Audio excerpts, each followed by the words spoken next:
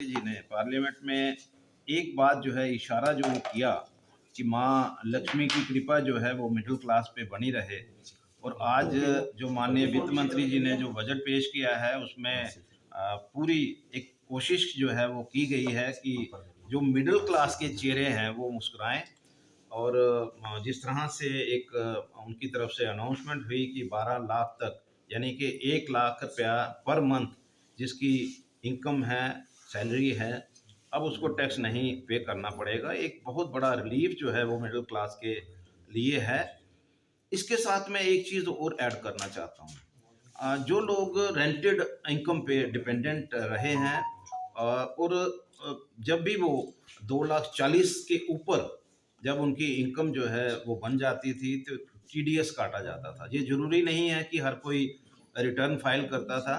लेकिन अब उसको भी बढ़ा करके जिस तरह से 6 लाख जो है उसकी लिमिट बढ़ा दी गई है, तो मुझे लगता है कि जो लोग रेंटेड इनकम के ऊपर डिपेंडेंट हैं, उनके लिए भी एक बहुत बड़ा रिलीफ जो है अ, इस बजट में है।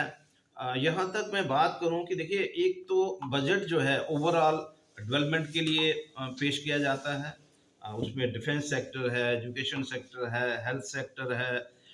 मैं समझता हूँ कि एग्रीकल्चर सेक्टर है। देखिए हर चीज़ का एक अलग महत्व रहता है और हर एक के लिए अलग-अलग प्रावधान जो हैं बजट में होते हैं। लेकिन मैं एक चीज़ जो है वो आपके माध्यम से बताना चाहूँगा और मुझे कम से कम ये महसूस हो रहा है कि बहुत सारे लोगों को एक बहुत बड़ा रिलीफ जो है, जो लोग कैंसर के पेशेंट हैं, अभी की हम नहीं चाहते कि कोई इस तरह का कोई पेशेंट हो, लेकिन उनके लिए एक बहुत बड़ा रिलीफ जो है, उनकी जो मेडिसिन जो इम्पोर्ट की जाती थी अब वो ड्यूटी फ्री हो गई। एक बहुत बड़ा रिलीफ जो है उन लोगों को मिला है। आने वाले समय में जो एक कॉस्ट जो है, जो भी इलाज के लिए होती है उसमें काफ़ी उनको आने वाले समय में फ़ायदा होगा। देखिए, मेक इन इंडिया का फ़ोकस जो है हमारे माननीय प्रधानमंत्री जी का है। हर सेक्टर में, चाहे वो डिफेंस सेक्टर है, चाहे वो रेलवे सेक्टर है, चाहे जो बाकी के सेक्टर्स हैं, उसके ऊपर पूरा फ़ोकस है कि भई जो मेक इन इंडिया है उसको किस तरह से बेहतर बनाया जा सकता है।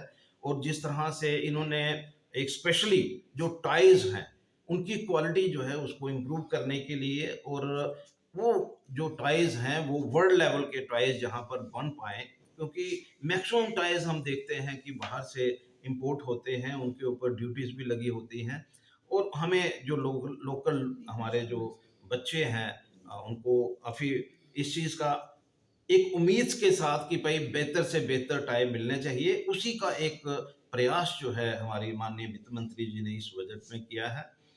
जहाँ तक मैं बात करूँ एजुकेशन की, अभी ब्रॉडबैंड के साथ हर स्कूल जो है वो जुड़ना चाहिए।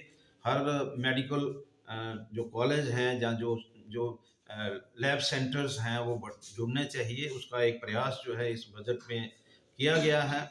जिस तरह से आने वाले समय में हर स्कूल में किस तरह से लैब जो है वो डेवलप हो।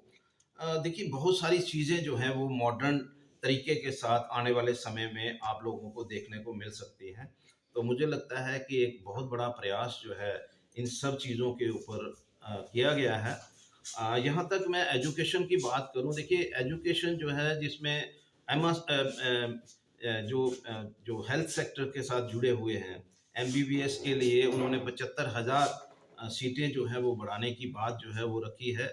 और उससे हमारा जो हेल्थ सेक्टर है उसमें काफ़ी इम्प्रूवमेंट की गुंजाइश रहेगी।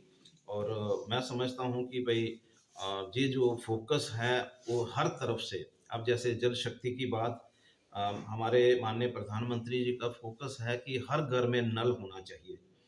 अभी की 2024 तक ये रखा गया था, लेकिन वो टारगेट अभी पूरा नहीं हो पाया। अब उसको बढ़ा करके 2028 तक ये टारगेट जो है उसको कंप्लीट करने की बात है। और मैं समझता हूँ कि एक प्रयास जो है कि हर घर में वो मतलब डायरेक्ट टेप जो है बिना जैसे आपको डेवलप करनी पड़ती है, कोई आपको टंकी लगानी पड़ती है या कोई स्टोरेज कोई बनानी पड़ती है, तो अब उसकी ज़रूरत ना हो, उसका एक प्रयास जो है माननीय वित्त मंत्री जी के द्वारा हो रहा है। एग्रीकल्चर सेक्टर में भी बहुत सारे प्रावधान जो हैं रखे गए हैं। एमएसएमई यूनिट्स के लिए इसमें बहुत स्कोप है। लेकिन मेरा ये मानना है कि जम्मू और कश्मीर जो है वो कहीं न कहीं नेग्लेक्टेड है। एमएसएमई यूनिट्स वहाँ पर लोग उस इन जो स्कीम्स का बेनिफिट लेंगे, यहाँ पर एमएसएमई यूनिट्स जो हैं वो सर्वाइव करते हैं और उनके लिए मार्केट जो है वो ओपन है, उनके लिए गुंजाइश है। लेकिन क्योंकि जम्मू और कश्मीर एक ऐसी जगह है, यहाँ पर हमारे जो एमएसएमई यूनिट्स हैं वो बिना सेंटर की सपोर्ट के या स्टेट यूटी की सपोर्ट के साथ वो नहीं चल सकते। तो उसमें हमारे जो यूनिट्स हैं उनको इसका कितना बेनिफिट होगा। जो एक लिमिट थी एमएसएमई यूनिट्स के लिए 10 करोड़ से 20 करोड़ कर दी गई, जिसमें जिसमें एक चीज़ और ऐड ऑन ये जरूर करूँगा कि भाई जिस तरह से किसानों के लिए एक यहाँ पर एक क्रेडिट कार्ड जो है वो फैसिलिटी जो है वो शुरू की जा रही है, वो 3 लाख से 5 लाख तक। ये उन लोगों के लिए काफ़ी रिलीफ है और प्रधानमंत्री का एक फोकस जो है इस चीज़ को लेकर के भी है कि जो हम लोग जो हैं पल्सेस बाहर से इंपोर्ट करते हैं, क्यों ना हम लोग यहाँ पर ऐसा एक इंफ्रास्ट्रक्चर डेवलप करें जिसके साथ यहाँ हर एक चीज़ जो है वो इंडिया मेड हो। तो एक चीज़ जो है उसके ऊपर पूरा फोकस है। लेकिन मैं आपके माध्यम से इतना ज़रूर कहना चाहूँगा, क्योंकि चैम्बर ने हमेशा एक डिमांड रखी है कि जब तक यहाँ पर एक पीएसयू यूनिट नहीं लगेगा तो जो हमारी लोकल यहाँ की जो इंडस्ट्रीज़ हैं उनका सर्वाइवल मुश्किल है। PSU unit